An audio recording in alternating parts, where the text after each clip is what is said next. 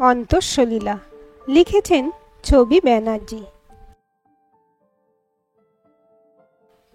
দরজায় ঘন ঘন কলিং বেলের শব্দ শুনে সুহাসিনী দেবী দরজা খুলতেই সামনে ছেলের সঙ্গে অপরিচিত একটা মেয়েকে দেখে বলল, কিরে, এত তাড়াতাড়ি টিউশন থেকে ফিরে এলি যে? আর সঙ্গে ওকে? ছেলে পলাশ বলল, মা, ও ইতু, আমরা বিয়ে করেছি আজ। বাহ বাহ বাহ, উদ্ধার করেছ আমাকে। টিউশনি করতে বেরিয়ে গেলি, বিয়ে করে চলে এলি। তা বেশ বেশ বাবা। মেয়ের নাম তো বললি ইতু, দেখে তো লাগছে বেশ ভীতু। তা কিভাবে আমার ছেলেটাকে পাকড়ালে মা জননী? পলাশ বলল, আহ মা, ভাষা সংযত করো। তুই একদম চুপ করে থাকবি, হারামজাদা ছেলে। বিয়ে করলি কার ভরসায়? তা মেয়ে, প্রেমটা কি হয় ভাসতে ভাসতে করেছিলে মা? প্রেম করতেও যে শক্ত মাটি দরকার, জানতে না? নাকি তোমার প্রেমিক প্রবরটি বাপের বড় লোকের কথা সাতকাহন করে শুনিয়েছে তোমাকে? ঝেড়ে কাশো তো বাছা। সুহাসিনীর স্বামী সুধাংশুবাবু ঘর থেকে বলল, কার সঙ্গে এত চেঁচামেচি করছো হাসি? সুহাসিনী গলা তুলে বলল, একবার বেরিয়ে এসে দেখো গো, তোমার গুণধর পুত্র বিয়ে করে বউ এনেছে। ওদের বাইরে দাঁড় করিয়ে রেখে শুধু শুধু লোক হাসিও না, ওদের ভিতরে আসতে বলো। ভিতরে আনতে গেলে তো বরণ করে আনতে হয়। তোমার সুপুত্রটি এই শুভ সংবাদটা তো আগে জানায়নি, তাহলে না হয় বরণ ডালা সাজিয়ে রাখতাম। একটু দাঁড়াও বাছারা, একটা প্রদীপ অন্তত জ্বালিয়ে আনি। স্বামীকে বলল, তুমি ততক্ষণ দাওয়াতে নতুন শতরঞ্জিটা পেতে রাখো। সুহাসিনী একটা প্লেটে 4টে মিষ্টি আর জল এনে বলল, এটা আগে দুজনে খেয়ে নাও। মুখ দেখে তো মনে হচ্ছে বড্ড ধকল গেছে তোমার। বাপ মার চোখকে ফাঁকি দিতে হয়েছে, পড়ার নামে প্ল্যান ছকতে হয়েছে, এক কাপড়ে বেরিয়ে আসতে হয়েছে। এসব করতে তো ধকল হওয়ারই কথা। তবে স্বামীর সঙ্গে রাত্রি বাস করার আগে দুটো সত্যি কথা তোমার শোনা দরকার মা।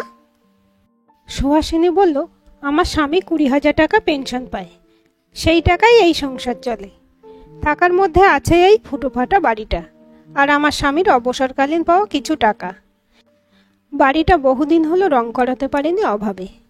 বাড়িটা যেখানে সেখানে বালি কাজে চাকলা ভেঙে পড়ে, শুধু সেইখানটা মেরামত করি, শুধুমাত্র মাথার উপর ছাদটা বাঁচাতে। হ্যাঁ, জমানো টাকাটা ইচ্ছে করেই ভাঙাতে পারিনি, ওইটুকুই দুর্দিনে ভরসা। ছেলেকে যখন পেটে ধরেছি, তখন চাকরি না হলে ওই টাকাতে যা হোক একটা ছোটোখাটো ব্যবসা করে যাতে তার অন্য সংস্থানের ব্যবস্থাটুকু হয়, সেটার জন্য। বাড়িতে কাজের মাসে রাখতে পারিনি। আমার ছেলে পলাশ ইংরেজি নিয়ে MA পাশ করেছে। সে টিউশনি করে কত টাকা রোজগার করে জানি না। চাকরি বাকরির পরীক্ষা দিতে তার টাকা খরচ করতে হয় বলে আমরা তার কাছে টাকা নিই না। তার মর্জি মতো যখন খুশি হয় কিছু টাকা দেয় বটে, তবে তার টাকাতে সে দামি ব্র্যান্ডের পোশাক জুতো কেনে। সেই পোশাক পরে গায়ে দামি সেন্ট ছড়িয়ে যখন টিউশনে যায়, তখন বড় লোকের ছেলের সঙ্গে তার তফাৎ বোঝে কার সাধ্যি। এতদিন জানতাম ছেলে বাবা মাকে ভয় ভক্তি করে, তা দেখলাম ছেলে বেশ সাহসের কাজই করেছে। তোমার সুদর্শন প্রেমিক বাপের অবস্থা সম্বন্ধে কতটা জল ঢেলে গল্প ফেঁদেছে আমার জানা নেই। বিয়ে মানেই দায়িত্ব, সে দায়িত্ব নেওয়ার কাঁধটা কতটা নড়বড়ে না শক্ত, এসব না জেনেই ঝুলে পড়লে মা জননী। আমার সব কথা শোনার পর তোমার যদি মনে হয় ভুল করেছ, তাহলে সিঁদুর মুছে ঘরের মেয়ে ঘরে ফিরে যাও। বিয়েটা যদি সই সাবুত করে করো, তাহলেও ছেলের ঘাট ধরে ডিভোর্সের ব্যবস্থা আমিই করব। আর যদি মনে করো তোমাদের প্রেম লায়লা মজনুর প্রেম, শাহজাহান মমতাজের মতো ঐতিহাসিক প্রেম হয়, তাহলে সুদিনের অপেক্ষায় এখানেই সাধারণ ডাল ভাতে থাকতে পারো। সিদ্ধান্ত তোমার। ইতু বলল, এখানেই থাকব। সংসারে জল গড়িয়ে খাওয়ার অভ্যাস আছে? শিখে নেব। খুব ভালো কথা। সুধাংশু বলল, হাসি, মেয়েটাকে এত কথা শোনাচ্ছ কেন? তোমার ছেলের দোষ নেই। সুহাসিনী বলল, মেয়েটা কচি খুকি নয়, প্রেম একতরফা হয় না। আর ভাতের প্রথম গ্রাসটা তেতো দিয়েই মুখে তুলতে হয়। প্রথমে গদগদ হয়ে পরে অশান্তি আমার পোষাবে না বাপু, ও সবটা জানা দরকার। ছেলেকে বলল, তুই হাঁ করে কি শুনছিস? বউ এক কাপড়ে কি ঘটের মতো বসে থাকবে? দেখে তো মনে হচ্ছে শাড়ি পরার অভ্যাস নেই। যা, বাজার থেকে বউ যে পোশাক পরে অভ্যস্ত সেই পোশাক আর দরকারি জিনিসপত্র কিনে আন। বউকে নিয়ে ঘরে বসা। ইতু ঘরে এসে আকাশ পাতাল ভাবতে বসল। ভদ্রমহিলার নাম সুহাসিনীকে রেখেছিল। এর মুখের হাসি তো দুর্লভ। আর কি দুর্মুখ রে বাবা! এখানে এসেই সে আশাহত হলো। এই মহিলার সঙ্গে সে থাকবে কি করে? একে কোনোদিন মা বলে ডাকা কি সম্ভব? কিন্তু একটা কথা স্বীকার করতেই হয়, মহিলা ঠোঁটকাটা হলো, যা বলল তা হাড়ে হাড়ে সত্যি। পলাশের সঙ্গে তার প্রেম তার বিয়ে পড়ার সময় থেকেই। টিউশন সূত্রেই তার ভালোবাসা। সুদর্শন পলাশের একটা সম্মোহনী শক্তি ছিল ঠিক, কিন্তু তার দোষ ছিল কি? তার ব্যবহার বরাবর মার্জিত। সেই তো তার প্রতি মুগ্ধ হয়েছিল দিনের পর দিন। তারপর সে নিজেই তাকে প্রপোজ করেছিল। পলাশ তার বাড়ির অবস্থা সম্পর্কে অনেকটা মিথ্যে বলল, চাকরি করার আগে কিছুতেই বিয়েতে রাজি ছিল না। কিন্তু তার তো কোনো উপায় ছিল না। বিয়ে পরীক্ষার পর বাড়িতে বাবা মা বিয়ে একরকম ঠিক করেই ফেলেছিল। এতদিন ধরে পলাশকে ভালোবেসে অন্য কাউকে বিয়ে করতে তার মন কিছুতেই সায় দিচ্ছিল না। সে একরকম জোর করেই পলাশকে বিয়ে করেছে। কিন্তু তাদের এতখানি হতদরিদ্র অবস্থা সে কল্পনাও করতে পারেনি। তার বাবা অত্যন্ত রাগী। এই ঘটনায় সে নিশ্চিত জানে তার বাবা তাকে কখনোই ক্ষমা করবে না। তার ফিরে যাওয়ার রাস্তাও বন্ধ। এটা ঠিক, পলাশ চাকরি পায়নি জেনেও সে বিয়ে করেছে। পলাশ খুব মেধাবী ছেলে, সে নিশ্চয়ই একদিন চাকরি পাবে। সকালে ঘুম থেকে উঠেই ইতু দেখল তার শাশুড়িমার বাসি কাজ সারা। সুহাসিনী বলল, মহারানীর ঘুম ভেঙেছে? চা করতে পারো তো? না পারলে আমি করছি। আমি চা করতে পারি, রান্নাও একটু আধটু করতে পারি। তুমি তাহলে চাটা করেই আমাকে উদ্ধার করো মা, রান্না জলখাবারটা আমিই করব। পলাশ বলল, মা আজ থেকে বাজারটা আমিই করব। কি আনতে হবে বলো? আজ সূর্য কোন দিকে উঠলো বাবা? বিয়ে হতে না হতেই একই পরিবর্তন দেখছি। তা বউকে দেখে যখন বাজার করার শখ হয়েছে, তখন আজকের দিনটাই আনো। ফেলে ছড়িয়ে বাজার করার মতো পর্যাপ্ত টাকা আমাদের নেই। আমি বলি কি, তুই বরং টিউশনটা আরো একটু বাড়া, আর চাকরির জন্য চেষ্টা চরিত্র কর। ওটাই তোর একমাত্র কাজ। বাবা যেমন বরাবর বাজার করে তেমনিই করবে। সংসার নিয়ে ভাবার জন্য আমরা আছি। হুট করে যখন বিয়ে করেছিস তখন নিজের পায়ে দাঁড়াতে চেষ্টা কর। দেখতে দেখতে 3 মাস কেটে গেল। ইতুকে বাসি কাজ রান্না কোনোটাই করতে হয় না। তার শাশুড়িমা সবসময় তার দিকে অদ্ভুত দৃষ্টিতে চেয়ে থাকে। একদিন বলল, শুনলাম আমার ছেলের কাছে তুমি ইংরেজি অনার্স নিয়ে পড়তে। তা ঘরে মুখ গুঁজে বসে না থেকে একটু চাকরি বাকরির চেষ্টাও তো করতে পারো, না হলে এমএতে ভর্তি হয়ে যাও। ইতু বলল, অনার্সটা কেটে গেছে, শুধু বিএ পাস ডিগ্রিতে কি চাকরি পাবো? পড়াই কি মন ছিল? এটাই তো হওয়ার ছিল মা।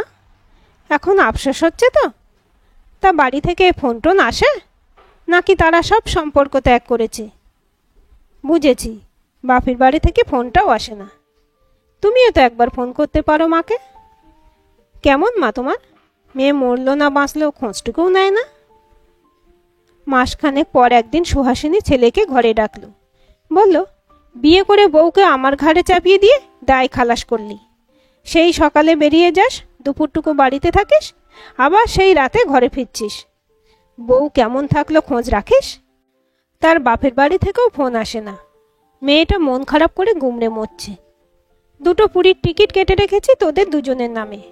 যা, কদিন বউকে নিয়ে ঘুরে আয়। তোর কাছে টাকা না থাকলে কিছু টাকা দেব? পলাশ বলল, মা তুমি টিকিট কেটেছ? আমি ভাবতেই পারছি না। আমার কাছে টাকা আছে, টাকা লাগবে না।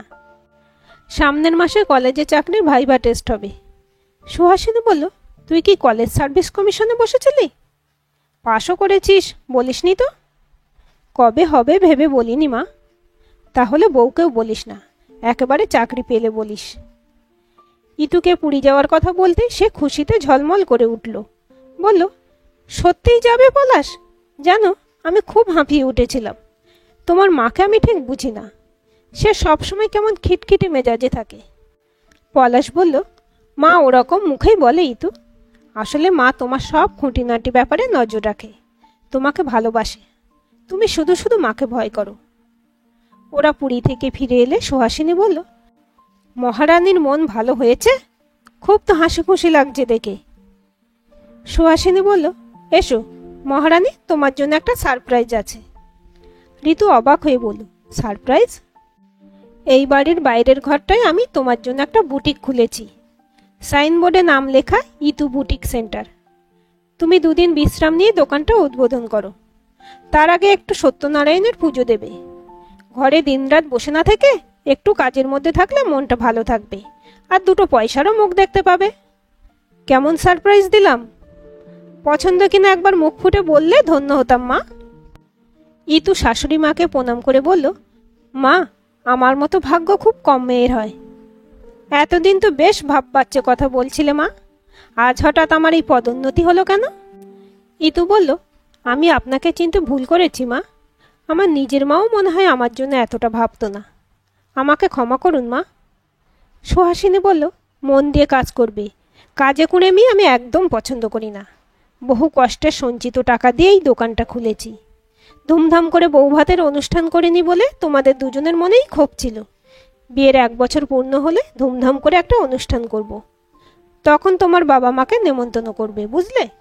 দেখব কেমন তারা না এসে থাকতে পারে। আজকের এই গল্পটি আপনাদের কেমন লাগলো কমেন্ট করে জানাবেন। ভালো লাগলে অবশ্যই একটা লাইক দেবেন আর চ্যানেলটি সাবস্ক্রাইব করে সাথে থাকবেন।